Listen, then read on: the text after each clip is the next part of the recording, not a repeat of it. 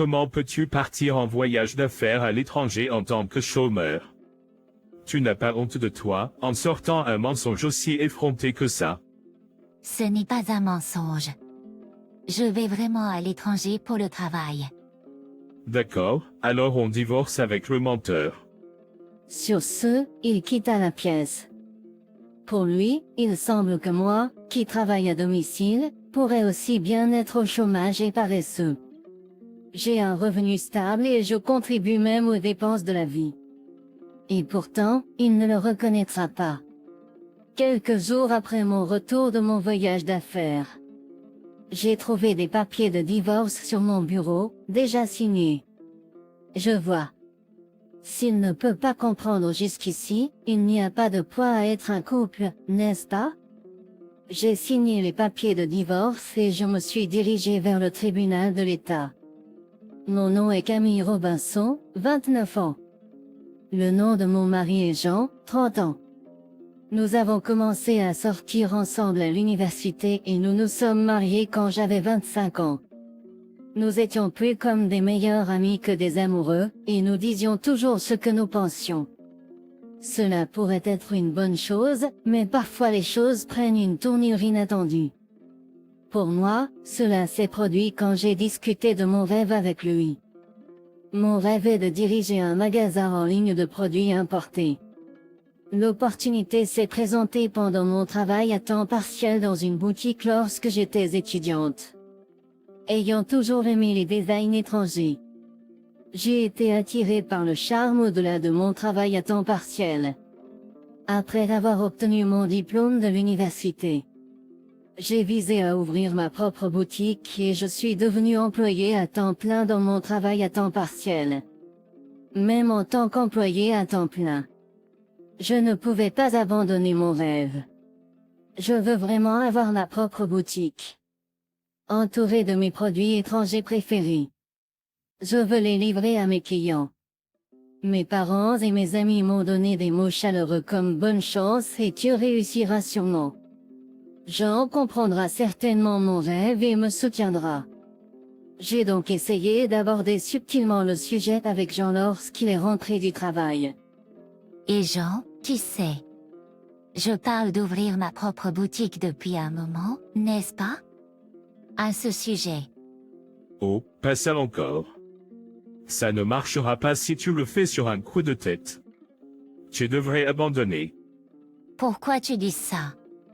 Ce n'est pas un coup de tête. C'est quelque chose à quoi je pense depuis longtemps. Impossible, c'est impossible. La vie n'est pas aussi douce que tu le crois. Pas besoin d'être si dur. Pourquoi tu nies toujours tout dès le départ?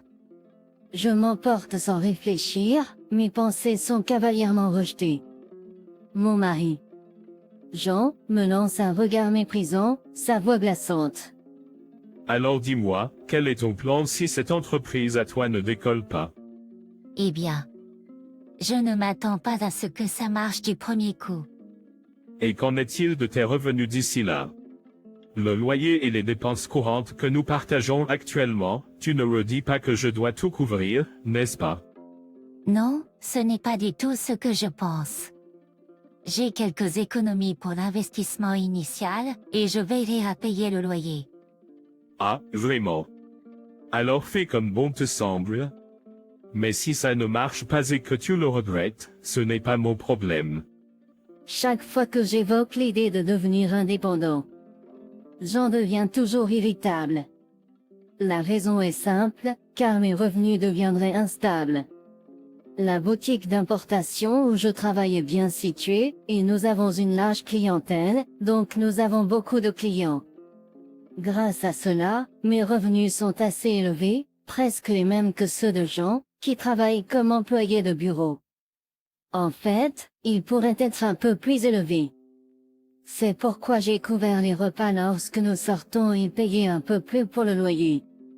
Ma baisse de revenus est quelque chose que Jean ne peut tout simplement pas tolérer. Au début, il disait des choses comme pourquoi se presser? Et prends ton temps pour te préparer sur un ton gentil. Maintenant, cependant, il n'a aucun scrupule à briser mon esprit.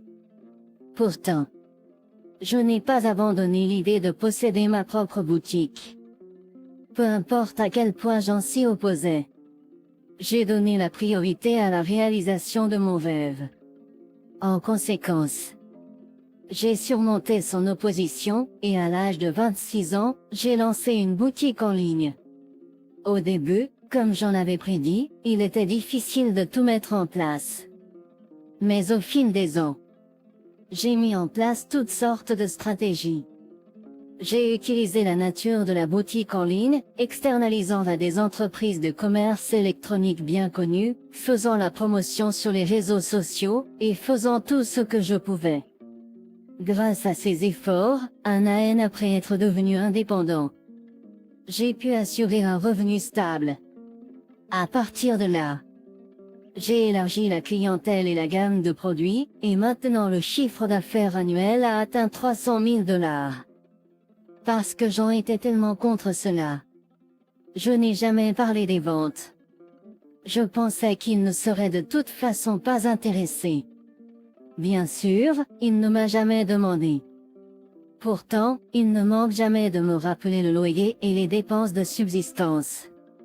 J'avais toujours juste donné l'argent qu'il demandait sans faire d'histoire et gardé toutes les conversations liées au travail aussi peu controversées que possible. Mais un jour, quelque chose s'est passé. J'ai reçu ce message dans les DMS de ma boutique en ligne. Je suis un client régulier de votre boutique. Je me demandais, en plus des babioles internationales, pourriez-vous aussi vendre des meubles? En fait, il y avait eu de nombreuses demandes pour que j'ajoute des meubles à mes offres. Cependant, contrairement à la vente de babioles, vendre des meubles en ligne peut être assez difficile. Les meubles ont tendance à être plus chers, et des facteurs tels que le matériau sont également importants. Même si j'avais travaillé dans une boutique d'importation auparavant, il y a des risques liés à l'approvisionnement en meubles que l'on n'a pas vus et à leur vente. Alors, j'ai décidé d'appeler mon ancien patron de la boutique d'importation pour discuter de la question. Bonjour, est-ce que c'est le gérant? J'ai quelque chose dont je voudrais discuter avec vous. Dès que la gérante, Marie, a reconnu que c'était moi, elle avait l'air vraiment excitée. Camille, cela fait un moment. Si je peux faire quelque chose pour aider, faites-moi savoir. Eh bien, j'ai eu des demandes pour vendre des meubles dans ma boutique en ligne. Des meubles? Cela semble être un défi. Alors, je pensais vérifier les articles réels avant de les vendre. Comment avez-vous approvisionné vos articles? Marie?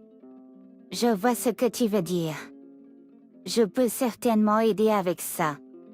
Marie, qui avait des contacts avec des fournisseurs étrangers depuis avant, a proposé de contacter l'un d'eux et d'organiser pour qu'ils fournissent des meubles à ma boutique en ligne. Grâce à ma relation de longue date avec Marie, le fournisseur étranger était heureux de se conformer. Avec la suggestion de Marie, j'ai décidé que je voyagerais à l'étranger pour approvisionner les meubles. Cependant, je ne pouvais pas partir à l'étranger sans en parler à mon mari. Donc, cette nuit-là, j'ai abordé le sujet avec lui. Jean, pour la semaine d'après, ça te dérangerait si je m'absentais environ une semaine? Une semaine? Pourquoi si longtemps? Eh bien, tu vois. Je pourrais devoir partir à l'étranger pour travailler avec Marie de la boutique où je travaillais avant. À l'étranger. Si tu mens, fais au moins en sorte que ce soit plausible. Attends une minute. Tu sais que je gère une boutique en ligne, n'est-ce pas? Ce voyage à l'étranger est pour trouver des articles pour la boutique. Donc tu penses que je vais te croire si tu racontes un mensonge lié au travail? Tu es stupide? Pense ce que tu veux, mais pour l'instant, nos ventes sont correctes et nos clients augmentent régulièrement. Cette fois, c'était la cause d'une demande d'un client. Tu es trop insistante. Quoi qu'il en soit, je ne te permettrai pas, pratiquement une recluse, de quitter la maison pendant une semaine entière. Avec une bière à la main, mon mari est parti bouder dans la salle de bain. Un profond soupir s'est échappé de mes lèvres inconsciemment. Pourquoi ne peut-il pas essayer de comprendre?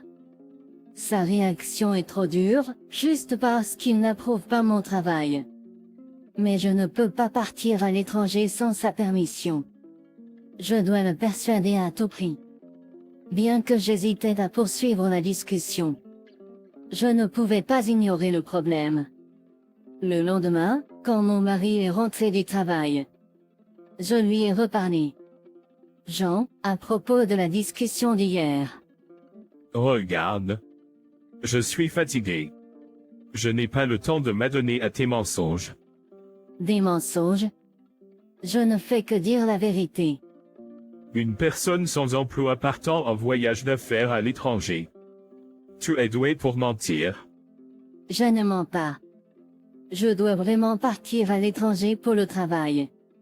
À ce moment-là, alors que je lui attrapais le bras pour le supplier, il m'a regardé avec mépris. Vraiment? Alors, les menteurs divorcent. Divorcer?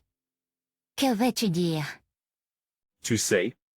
Je ne supporte vraiment pas les menteurs, surtout des gens sans intérêt comme toi qui essaient toujours de montrer leur succès. Je ne voulais pas. Tais-toi. Tu veux juste trouver une excuse bidon pour partir en vacances à l'étranger. Je parie que ton patron est aussi un homme, n'est-ce pas? Divorce. Je vais m'assurer de demander le partage des biens. Disant cela, il est sorti de la pièce en trombe. À ce moment-là, une rage furieuse a enflé en moi, faisant éclater mes veines. Il se prend pour qui? Il me méprise juste parce que je travaille à la maison. Il veut juste se sentir supérieur. Assez, c'est assez. S'il le veut ainsi, alors je ferai comme bon me semble. À partir de ce moment-là, j'ai arrêté de demander la permission à mon mari pour mes actions et j'ai décidé de partir en voyage d'affaires à l'étranger. 2 semaines plus tard, comme prévu, je suis parti à l'étranger avec Marie. Nous nous sommes rendus directement chez nos fournisseurs au Royaume-Uni, où nous avons inspecté les meubles et accessoires que je vendrais dans ma boutique. Profitant d'être à l'étranger, j'ai passé la dernière journée à faire du tourisme avec Marie et j'ai pu profiter de quelques jours enrichissants. Cela dit, tout n'a pas été facile. Mon téléphone était rempli d'une avalanche de messages de mon mari. Jean. Tu n'es pas vraiment parti à l'étranger, n'est-ce pas? Reviens immédiatement. Je te pardonnerai si tu rentres aujourd'hui. Le temps est écoulé. Nous divorçons, tu es une femme sans valeur. Chacun de ces messages m'irritait, mais je ne répondais pas. Je savais que toute réponse de ma part ne ferait qu'aggraver la situation. Quand je rentrerai, s'il est ouvert à cela, nous reparlerons. Avec cette décision dans mon cœur, j'ai passé une semaine insouciante à l'étranger. Le voyage d'affaires était terminé, et j'ai fait mes adieux à Marie à l'aéroport et j'ai entamé mon voyage de retour.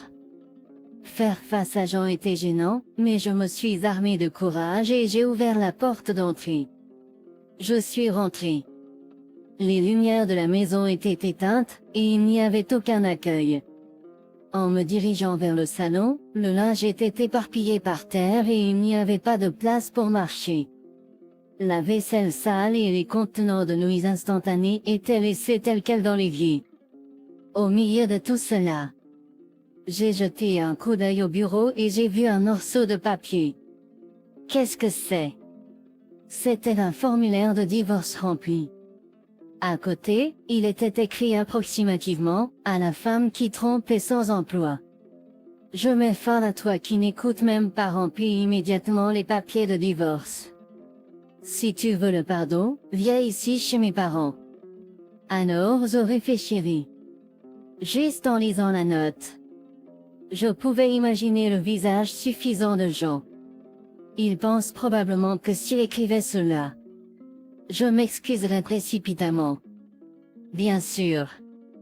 Je n'avais pas de telles intentions.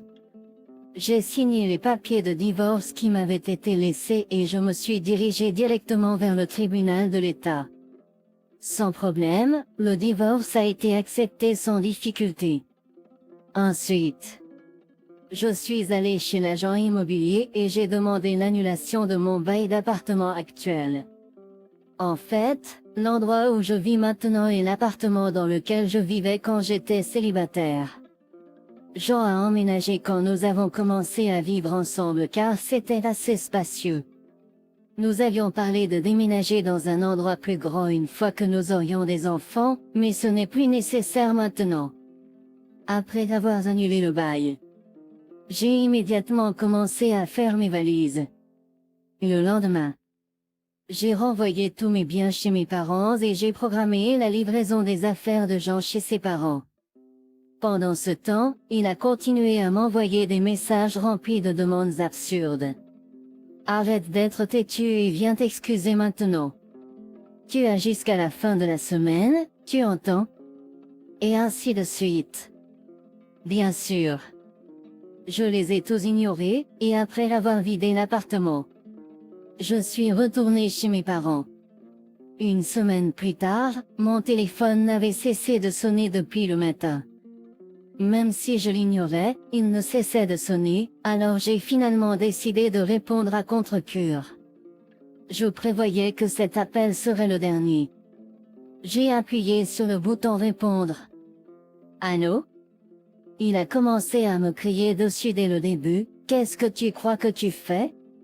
Surpris par sa voix forte, j'ai instinctivement éloigné mon téléphone de mon oreille.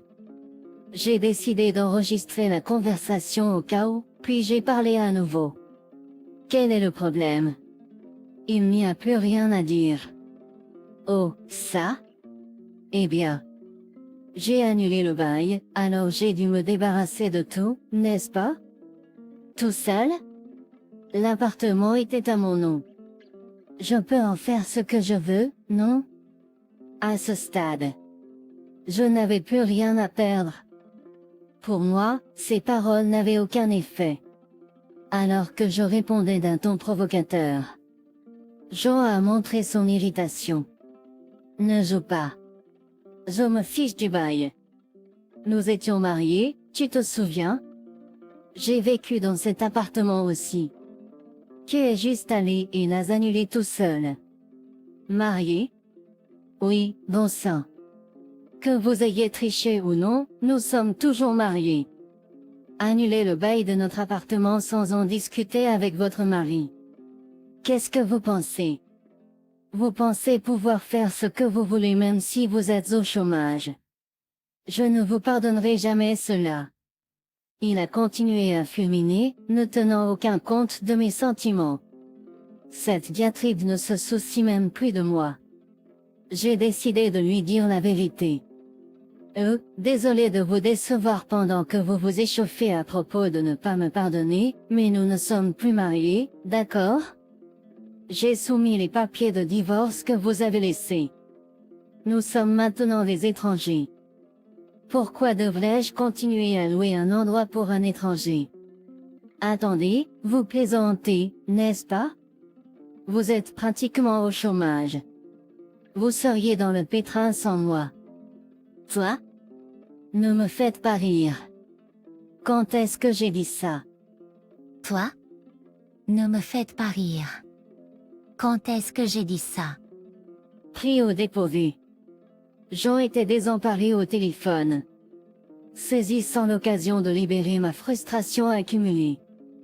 J'ai laissé échapper. Tu m'as vraiment méprisé tout ce temps.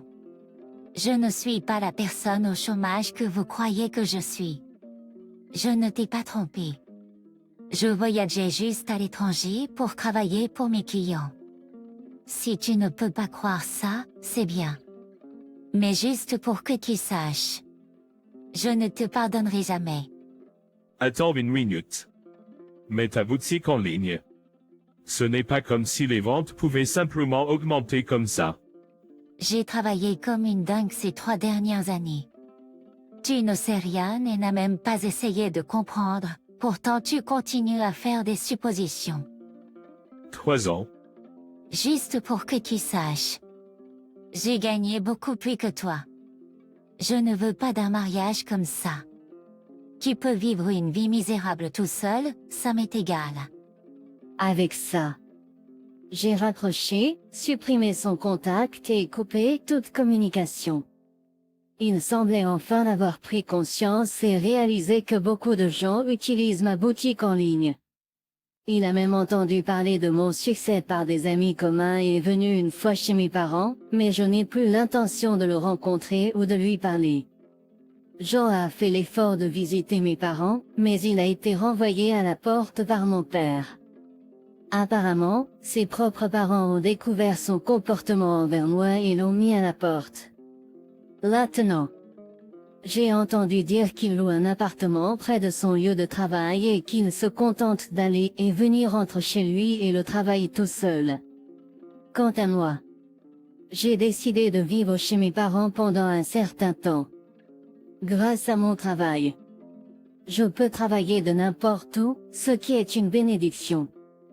La maison de mes parents est assez vieille, donc je pense commencer des rénovations bientôt. Je suis sûr que ma boutique en ligne continuera à croître, sans avoir à se soucier de qui que ce soit d'autre. Je suis libre de voyager à l'étranger chaque fois que j'en ai besoin. Je peux avoir un divorce à mon actif, mais je ne regrette pas d'avoir donné la priorité à mes rêves.